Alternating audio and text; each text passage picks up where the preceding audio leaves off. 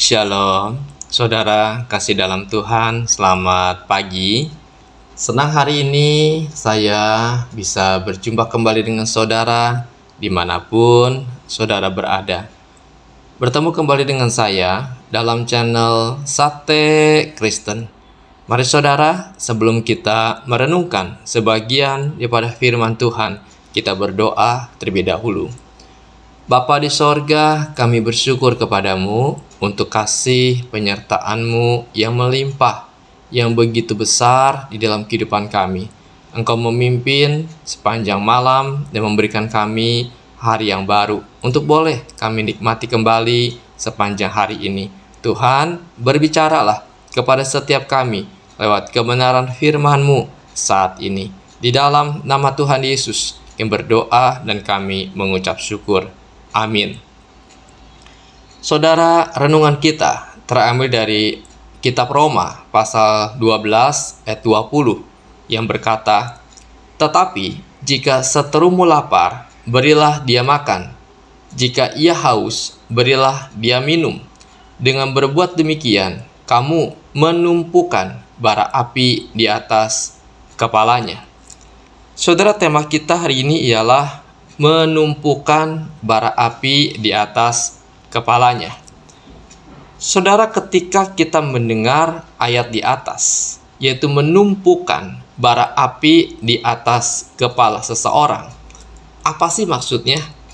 Tentunya, menumpukan bara api di atas kepala orang lain adalah suatu kiasan yang membangkitkan konotasi yang negatif. Seperti pembalasan dendam atau tindakan ganti rugi kepada orang yang menyakiti hati kita. Apakah betul demikian? Saudara, ayat di atas adalah pengulangan dari Amsal 25 ayat 21 dan 22 yang mengatakan hal yang sama. "Jikalau seterumu lapar, berilah dia makan roti. Dan jikalau dia dahaga, berilah dia minum air, karena engkau akan menimbun bara api di atas kepalanya, dan Tuhan akan membalas itu kepadamu." Saudara, konteks kedua bagian ini, baik kitab Amsal maupun kitab Roma, memunculkan frase ini dalam konteks melakukan kejahatan atau melakukan perbuatan yang baik kepada sesama atau secara khusus kepada musuh. Jika seseorang berbuat baik kepada musuhnya, yaitu memberi makan kepada yang lapar atau memberi air kepada yang haus, tindakan tersebut dikategorikan menimbun bara api di atas kepala seseorang. Bahkan beberapa terjemahan bahasa Inggris memberikan tambahan kata yang lebih mengerikan pada kata bara api, yaitu bara api yang menyala-nyala. Saudara, bagi pembaca modern saat ini, tindakan menimbun bara api di atas kepala seseorang akan menimbulkan pertanyaan besar. Dengan membayangkan bara api yang diletakkan di kepala seseorang, bukankah tindakan itu justru membahayakan, bahkan dapat melukai fisik orang lain? Bagi pendengar kitab Amsal maupun kitab Roma, frase menimbun bara api di atas kepala seseorang pastilah merupakan ungkapan yang sangat umum dikenal pada waktu itu. Sebab tidak mungkin Paulus mengutip frase tersebut jika pendengarnya tidak memahami frase tersebut. Dengan demikian, apakah arti frase menimbun bara api di atas kepala seseorang? Saudara, ketika seseorang menyakiti hati kita, maka respon yang seharusnya ada ialah kita membalas kejahatan dengan kejahatan, kebencian dengan kebencian, bahkan menggunakan cara-cara kekerasan untuk melindungi diri kita atau menyakiti kembali orang lain. Tetapi Rasul Paulus mau menegaskan kepada pengikut-pengikut Kristus, jika kita membalas kekerasan dengan kekerasan, hal itu bukanlah jalan seorang anak Tuhan. Kasih Allah yang telah ditunjukkan melalui kematian Kristus di atas kayu salib sudah menunjukkan betapa besarnya kasih Allah kepada manusia, dan hal itu menunjukkan kasih-Nya lebih besar daripada kebencian.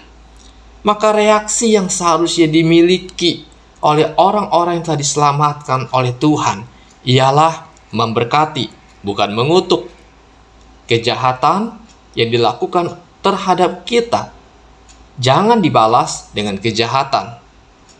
Dengan demikian, dalam situasi konflik, orang Kristen harus mencari perdamaian.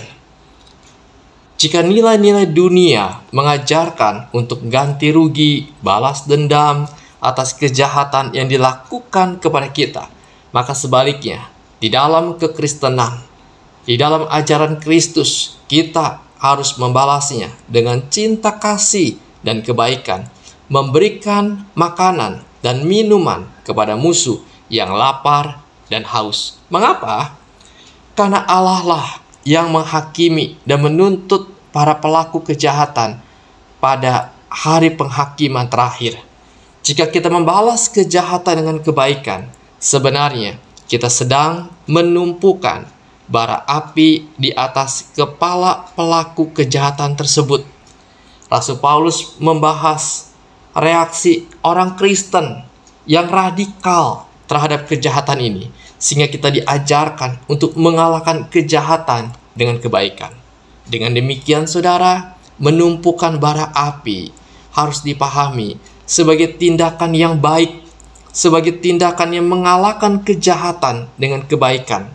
Dan arti dari kalimat ini dipertegas dalam konteks bacaan Amsal 25 yang ditutup dengan kalimat, dan Tuhan akan membalas itu kepadamu. Dalam perjanjian lama, ganjaran dari Allah selalu dipandang sebagai jawaban terhadap perbuatan manusia yang baik. Ini artinya, saudara, bara api di sini memiliki arti yang positif, yaitu membalas kejahatan dengan kebaikan, dengan tujuan pelaku kejahatan mungkin akan menyesal.